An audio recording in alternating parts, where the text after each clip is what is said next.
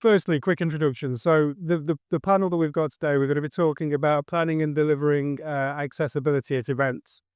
Um, so for a little bit of background, we did do some introductions first, and then we're going to try and walk you through the journey and the tapestry of organizations and roles coming together to create a truly accessible event. So firstly, I'm Martin, and I'm the Managing Director of Nimbus Disability, which we'll talk about to a bit more. Hello, hi, I'm Harry. I'm the company director from Accessible Events. Joanna and I am head of operations for Give Vision. We work with sight loss. Wonderful.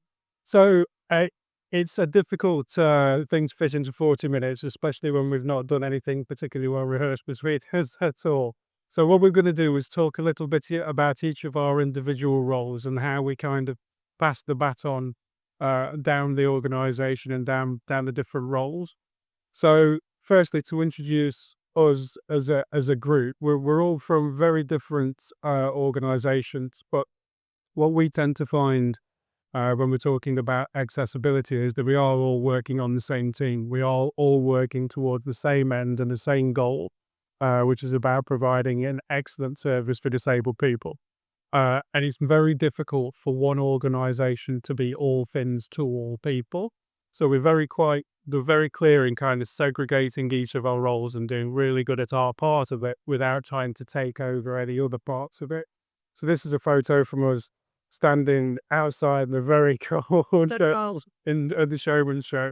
But this really sparked an idea or solidified an idea that we'd had more generally. So my organisation, Nimbus Disability, is the organisation behind the Access Card scheme. So it's a national and international access registration scheme. We're a Festival Supplier Awards winning organisation. We took home 2 awards this year, which was fantastic. Thank you.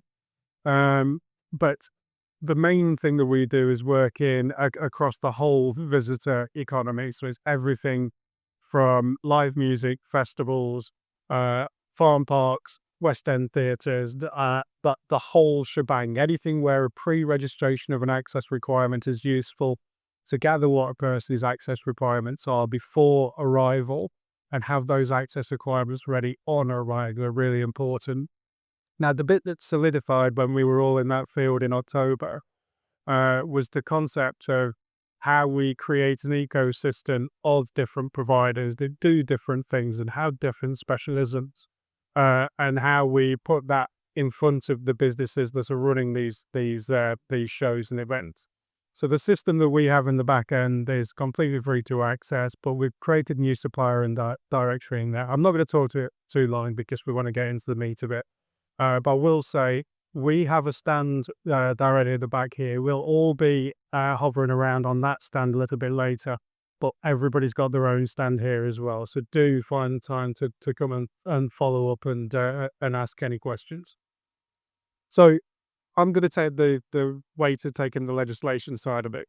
So everything that we do is based on the layout of the Equality Act. So this is a legal obligation that every single events and festival organiser has. The main part of which is recognising who is a disabled person, but more importantly, anticipating what those needs might be. Because there's no point in waiting until somebody's at an event to decide that, oh, maybe you should have hired a BSL interpreter, or maybe we should have found this new service that we didn't know existed, because part of anticipating need is discovering solutions as well. And that's a big part of what we're wanting to push for us. So our little part of this is the pre-event access registration. So what we have is the access card. It's a universal proof of access requirements. It's not a proof of disability, it's a proof of access requirements. But in that, we will flag particular access requirements that a customer has, so that in advance of the show, an organizer can understand how many people they have that need level access, how many people do they have that need ground floor viewing area, how many free essential companions are allowed to give away. What are the target distances involved and how do you mitigate those? What kind of toilet facilities do you need? So all of these things, knowing in advance, gives you a better proportionate ability to be able to respond and plan and find the resources to make that happen. So broadly speaking, we collect all of that. We can bake it into the ticketing system, but then we go into the rest of the pre-event process. And this is where ourselves and accessible events and the like, we have this kind of handover. So this is where the venue needs to start thinking about what those symbols mean in practice. So what is the too long didn't read accept statement? If I have problems with standing in a queue, what are you going to do to offer that? But then the next part is the access statement that gets created.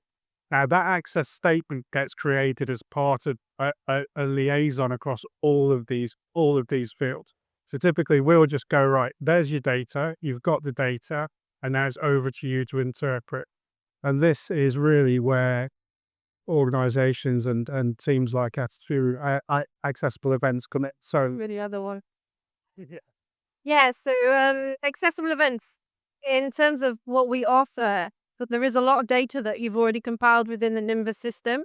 And a lot of shows then have maybe an assumption that that data is then held and then translated, but that's actually not what happens. That data is just data, and then it's up to us to translate that into what it actually looks like on the ground, what those provisions are going to be across all of your different types of facilities, such as, we've got the PA companions, but how many tickets is that part of your allocation? How does that affect your capacity? Accessible toilets, HDU units, parking, travel in terms of pick up and drop off. We are able to, I wouldn't say manipulate that data, but translate it into things that become operational plans. And a lot of people forget that for an access customer, a lot of their experience has already happened at this point because they have bought a ticket and they've applied for what they think they need. And then it's up to the show to give the right response and to give a good, clean, professional experience to them. So a lot of things that happen in this place, if you get it right, you're doing a lot further than you could than just trying to provide something bang on the ground at that point of delivery. So what I'm trying to say is it's kind of an all-round, yearly embedded system that needs to be thought out. And then we can go into sort of the physical aspects of making sure that your pathways, things are step-free. We would have teams that are specialised and trained to go around and do those checks. Things that you may have large signage, but there's things that you may not have already thought of, we would implement putting them in place. We would have lovely teams that would welcome your guests, help them with queuing systems, checking in, giving them the right accreditation, ensuring that you have different providers on site, such as sensory spaces, HDU units, your vision, left events. So within that data can be turned, as I mentioned, into an operational plan. And if you can do that at this point, culturally, you are already embedding a better narrative into your event. I think the main thing there as well is just that it is that anticipatory duty. Everything up to this point now, we've not got a single customer walk through a gate. You are still at the point of just preempting what a customer might need, and then putting all the foundations in place. So then at that point, we've got doors open, and that's when you can look to other providers to provide ancillary services or products. And the team at Deaf Events, over to you, mate. Amazing. Yeah, so we will go to the events and bring a team of interpreters, but we're talking from the moment they book a ticket until the moment they pack their tent up, the whole process is still. And leading off what Harry said from accessible events, quite often we're an afterthought. We don't want to be an afterthought. We shouldn't be an afterthought. We need to be part of the production. And I think that's really, really important to get there. When a lot of deaf people will be attending your events, they will be. but they just won't feel like they can got their hand up and say, actually, I'm deaf and I should have this access, because we're not quite there yet, but we should be. I think when it comes to a lot of event organisers that I've spoke to, the biggest worry with sign language interpreters would be probably budget, to be brutally honest. But with us, we can cater that. You can change that and just focus on certain acts, or we can have a little look at where you might advantage using an interpreter rather than them just being almost like just a picture, just an image. But yeah, I think that becomes when you're reactionary and you just go, right, last minute, we're just going to throw a VSL interpreter at it and expect them to be everywhere. But working hand in glove with a provider to say, right, this customer's identified this need really early on. Let's negotiate with that customer about what works best for them, and have the interpreter in the right place at the right time, rather than say we just have to have a bank of 30 interpreters. I think as well, there is something I've learned from events is, with the deaf community, they may not always want to tell people that they're going to come. Yeah. And what we've learned, especially with working with Jason and deaf events, is that if we put the provision on each year, people come. It spreads. They know. And the community is the best form of promotion that you can get. It is, if you put it on, they will come. We've been saying that for a long time. The Waynes will build it and they will come. And I think, if anything, we've made accessibility more visible in the disabled community, and that people are much more comfortable in saying, well, I do have access requirements. I don't want to tell you my entire medical history, and I don't want to have a conversation about what my disability is. But if you're going to make the accessibility visible, then I'm going to make myself visible, and I'm going to ask for it.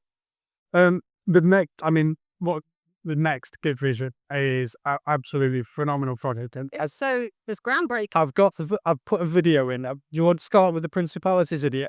Yeah, okay. Yeah. Videos are great tools, but just introduce this to video work. Which was it going to be?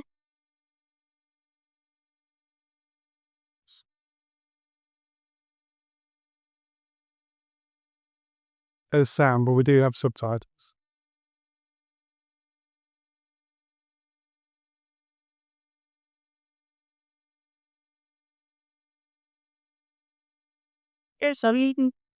My central vision is covered in scars, and I've only got 10% vision left. With my left eye, everything else, and with my right eye is a total blur. They were quite nervous, quite skeptical, thinking, well, it can't be that perfect. Seeing the ball is just like a complete write-off. There's no hope of that. We want to make this stadium the stadium for all, giving the opportunity for everyone to attend, leaving Principality Stadium with that buzz and that feeling, which is, I can't wait to come back.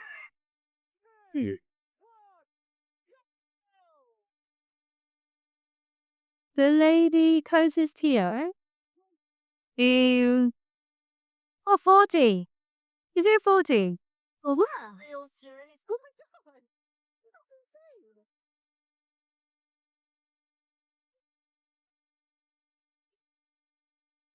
It's world class. It's unbelievable. You can't fathom what it's actually doing. I live in Wales. I go to rugby a lot. That is the first time I actually engage. It's amazing. I can actually see them. I know. They're not just a blob. Unless you've experienced seeing the game fully, you don't realise the difference. Seeing parts of the game that they've maybe never seen before, or haven't seen for a long time. I mean, it's an immensely proud moment. And you realize how often you just pretend you're having a good time with being toys. Yeah, all the time.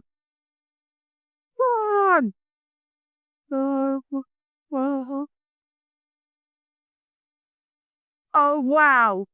It was actually really exciting to just be able to follow the ball. They kicked it and I could follow it. I forgot how they position on the pitch. I'd forgotten even the detail on the shirt. When he's like, you have to bring this back. I'm telling you now, you have to have a part of this as part of the stadium experience moving forward. Give Vision has literally allowed me to have sight and watch a game of rugby for the first time in 20 years. And I just can't describe to you how grateful I am as a person with sight loss. All the stadiums need it. And it also makes us feel very proud as Welsh people that the WRU, the Welsh Rugby Union, are actually doing this. For us, immensely proud as a governing body in the National Sport of Wales to say, we understand there's technology that can make this place more accessible, and we're looking at it. If we can make meaningful change to people's lives to experience these world-class events, then we should take responsibility to do so.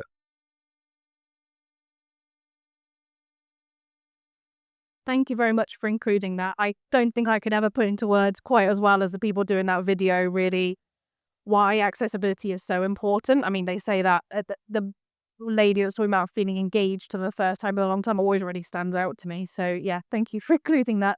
I'm going to kind of almost take a step back and be an echo and agree with what everyone has already said, which is that obviously the journey, as you all know, starts from booking the tickets. And quite often that's overlooked. Like, a lot of people don't realize their websites aren't accessible. And that's been a requirement since 2010.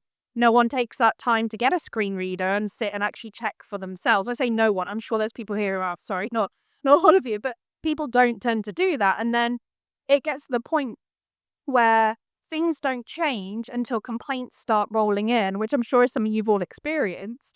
And it's almost like you need those complaints to make the change, because quite often, I'm sure a lot of you are battling with, I mean, Jason mentioned it, battling with budget and battling with people trying to explain to them why accessibility is so important. And then you almost need to rely on your guests coming along to tell you, hey, this is annoying us, this is a problem, before changes are made. And this kind of brings me on to Give Vision and the problems we've been facing. Because we're so new, not many people really know that we exist yet. So a lot of you, I think I do recognize some faces in this crowd, so I've definitely met some of you before. But a lot of your guests, your fans, will have no idea that an accessibility solution for people with sight loss is out there and being able to use it. And it's really, we've been very lucky to work with people like Harry at Accessible Events, who, I thought I got your name wrong for a second, at a moment, who took a chance and introduced us to Forwards Festival. And it's kind of been that step forward. And we did Glastonbury this year. I mean, we've actually been around for a long time. As you can see, we're doing rugby and sports, but the event space is so much bigger than that. We really focus on the delivery side when the events are going on, and we provide these headsets that help people regain sight. And there's so much of all of these events that you're all working at is really performative. And quite often, particularly with music events, people forget that there's a really visual aspect to this. And performers go all out, spending so much money on decorating the stage and putting loads of effort into the videos. And then you've got this massive portion of people attending your festival who can't actually follow what's going on with that or can't see it. And I agree with both what you guys are saying, is that a lot of people don't tell or don't connect the festival to say, hey, I've got this access need, what can you do for me? Because they've just got to this point of accepting, well, there isn't a provision, so why even bother trying? And it's really changing that perception and making your entryway to your event so accessible and so explanative of everything that you can do and you can offer for them, that encourages more people to come and reach out to you. I think that, I could talk a bit about how to make things on site more accessible as well. I'm sure everybody here already knows most of what I'm going to say. But it's still crazy to me how often these things are overlooked or not done. Like the amount of places I go to that have tiny signs up somewhere. I think there's just no way that someone's going to be able to see that and work out where they need to go, or it's not well lit, or you don't have stewards or guards with like bright tops on so they can find them and get them where to go. And actually the biggest complaint that we ever hear about is lack of training for stewards. And there is always, every festival I've gone to, or every concert, or every sports event, you can go up to one of these stewards quite often and ask, how do I get here? And their instinct will be to point and say, if you go down that way. And of course, that is just not very helpful for everybody involved. Then they have these amazing people who have obviously experienced this, have been trained, and they'll kind of guide or they'll give really good directions. But this is such a key part of any event that you're planning or any event that you're doing, is taking the time with these event staff who are quite often just new for your event. Like, I appreciate they're normally people that I see lots of people like nodding their head. They're normally just bodies that are filling the space that you've booked, that turn up on the day and then they go. So such a key part of your planning needs to be around, how can I impart the most important parts to these people in the 5-10 minutes that they might be kind of listening to what I'm talking about, but because they've heard these safety and introduction things over and over again, they don't necessarily take it and remember it. And I think that's the thing I want to stress most on the access of people with sight loss, is how important it is when they're not always able to follow like the way through they want to, and they're really relying on your staff members, that your staff members know, or if they don't know, they can direct them to someone who does know and can support them around your event. So, sorry, I went on a bit of a, can get carried away ranting about this sometimes, just not mess out. I think this is why it's really important to have experienced teams on site. I mean, it's something that we've sort of floated into and out of over the years, but I think it just needs a dedicated team like Harry's that are used to being on there. And what I found, I'm slightly longer in the tooth than these guys. I've been doing this for like 20 years. And I remember doing my first festival when there were 20 disabled people in the access camp at Download, and now there are 6,000. And what I found over the years is that, again, that visibility of accessibility is much more prominent. There's much more diversity of solutions available. But it also means that you've got a lot of disabled people that don't just go to the one show that they know is accessible every year. They'll do 2 festivals, they'll do 2 comedy shows, they'll do a convention here. I mean, Mark, my colleague at the back, we do end up straying into running Comic Con here sometimes, don't we? Which is always an interesting show. But this is a sector that's evolving constantly. And, you know, to be sat in that build with Joanna and to see Kid Vision in person, and we knew of Kid Vision, but there's so many entrepreneurial responses to accessibility now, and how do the providers know that they exist, and how do disabled people know that they exist? How does that further give them the ability? So when we say that accessibility is a tapestry, it is absolutely that. We're all pieces of a jigsaw, and so are disabled customers, and that communication cycle needs to be absolutely constant. And you know, we're handing that information to you, but it's come from the customer. And at the end of it, you need to come right back round to retelling the customer, and there's BSL interpretation from deaf events. So that communication cycle is really, really critical, but it all does stem to you taking that 5 minutes to think about what if we have that customer that has that issue, faces that barrier of standing or walking distances, which is why the software that we offer is completely free of charge. We walk you through developing an access audit, creating an access statement, and then having that as the platform that feeds into the organisers. Can I just add on that as well? One thing we have learned by growing teams and training people up and having a provision that's visible to and a presence on site is that it kind of cuts a lot of your complaints down at the point of where they occur.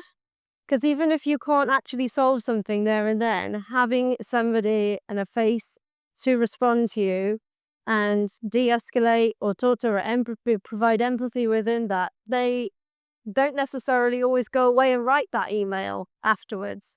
There might be some follow-up by all means, but the things that you can actually take apart and then create and solve a different problem on the ground are so important. And that's the stuff that you can't necessarily quantify and you don't necessarily see. It kind of just happens by having the right people in place. Completely agree. And gonna, on this topic, slightly further off, because I wanted to mention this at some point. Jason mentioned about budgets, and I saw a lot of people like shaking their head at that point. And I think I believe most people here are here because they believe in accessibility, and this is something they want to offer at their events. And my understanding is that in quite a lot of situations, you are in this position where you're trying to convince other people internally, we need to do this, we need to put funding behind this. I would say reach out to anyone on this panel, anyone else here. We are very well equipped, or I would like to think we're well equipped to help you put together these arguments you need internally to really get this across. And I think that that's where we can really support is, you know, you need these accessibility solutions. You know who you've got coming along to your events. That if you really need that support internally at your different events to push this over the line, I know everybody here would be really happy for you to reach out and kind of say, can you build this presentation for me? Or can you tell me how I can sell this in internally? And have some really great reasons behind it. I know you've got a fantastic kind of check sheet as to why. And I think the thing that stood out with me most is that it started with accessibility is not an option. Yeah. Again, like I said earlier, is quite often an afterthought, and it just really shouldn't be. Sometimes it's too late, and before you know it, you're being sued. And there's a big case a while ago with a pretty famous girl band at an event where the organisers were told they needed interpreters and didn't do it, and the consequences came. Unfortunately, they did provide the interpreters in the end, but shouldn't have had to go through that conversation initially. So get it done first, and make sure you're prepared. One of the things that we've made a commitment to do is the work that we do with businesses and the system is we want to keep that for free of charge to businesses in the knowledge that whatever budget you thought you might have had to put to it, you put towards actually implementing on-site strategies. We're a digital solution. We've got different ways of generating income out of what we do. But let's put those budgets to work where they're genuinely needed. And like Joseph said, it's not option. If somebody needs a BSL interpreter and you've anticipated that somebody is likely to need a BSL interpreter, you're going to have a damn good reason for not having one ready and willing and trained and prepped in advance. I just add to that as well. A lot of people think when it comes to BSL or deaf people that they can all read and write, but English isn't actually their first language. BSL is a native British language, and again is an overthought. So yeah, one of the big fundamental. We came out of the disability movement rather than a consultation environment, but we took the disability movement learning with us. And there's this concept that came about in relation to independent living, which we are a lot further on. We're still not there. But this concept is nothing about us without us, is getting disabled people actually involved in the planning process. If you've got regular customers, speak to them, get them involved. And we've all got lived experience. Bringing that lived experience in is what I think is really critical, isn't it? You know that more than many. Yeah, no, I mean, it really is. But I think as well, we are talking about bringing specifically trained teams. And there is also, an opportunity within some shows of having volunteers come in as well. And a lot of the time they are people who have been customers and your customer base. And they're like, oh, I'd really like to get involved. So it kind of brings that I don't know, the next, sustainable partner of the next group of people who are going to be there representing, and they might not want to be like working in the sector, but they want an opportunity to get involved and also not only be seen, but help show the next generation that they can get involved. Where the tax volunteers, because they know the issues with the shows themselves, because they've lived them, because they've been going through those shows for years. But it leaves us a little bit, anyone's got anything more to add, but it leaves us a little bit of time for questions, I think. So if anybody wants to ask anything of anybody at all. Don't know if there's a roaming mic. There is, and then we got a question. Thank God.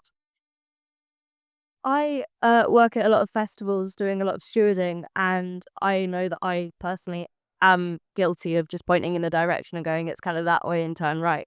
What would be a better way of doing it so that it was actually more accessible? Of course. So one of the things I like to do is offer, can I lead you there, or would you like me to lead you there? Obviously, that's not always an option if you're meant to stay exactly where you are.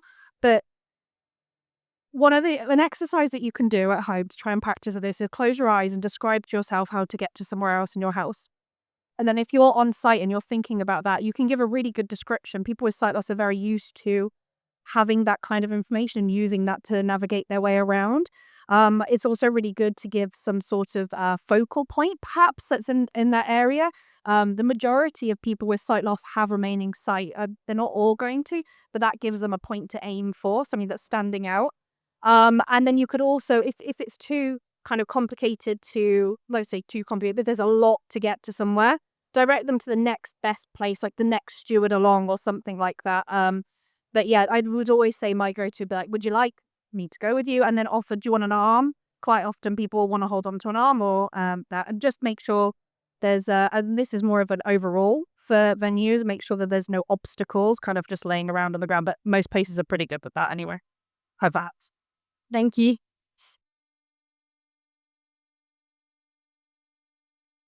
Any more, Simon?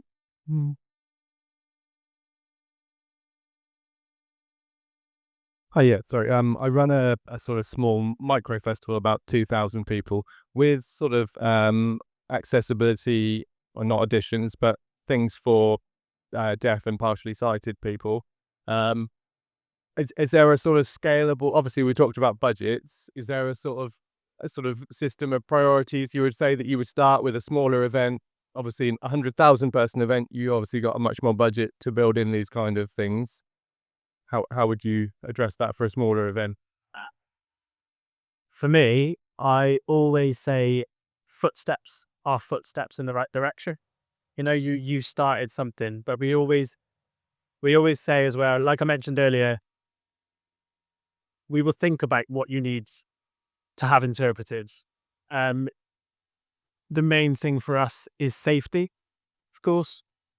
So safety needs to be covered. And then if you want to start moving into performances or talks, or I don't know if it's if you have live sports events, or it's taking the footsteps. It's not covering everything. You don't need to cover everything because they're not going to be there. You don't need the interpreter to be tokenistic. It's good for awareness, and awareness is great and is what we need. But I would say you can take footsteps, and footsteps are going in the right direction. Find that what's reasonable for one provider isn't the same as what's reasonable for another provider. So what's reasonable at Glastonbury with the resources that you've got at Glastonbury will be very different to a local authority run summer fete, say. So there is in the legislation, it is built in that you shouldn't have to do anything that's materially unreasonable or impractical. But again, the toolkit of using the access card to anticipate, preempt, think about, plan, create that access audit and that access statement, paper trail is the critical part of the process. You can say, well, we'd love to offer this, but for reason X, Y, and Z, it's not going to be possible this year, but we'll look how we can adjust it to next year. 3 things I would highly recommend doing. First of all, speak to people like Accessible Events for their sort of insight. They've done so much around this. Second of all, visit other festivals and see what they're doing and steal ideas. And the third thing is talk to your community. I think you have all of these people that are at your fingertips coming to your festival regularly. Take the time to send out surveys or to ask if some of them would be happy to be almost mystery shoppers, and find out from them directly at the end what worked for them and what didn't. And having that connection with that community will not only strengthen that and show that you really care and you're doing what you're doing, but will really give you that insight that you're looking for, I think.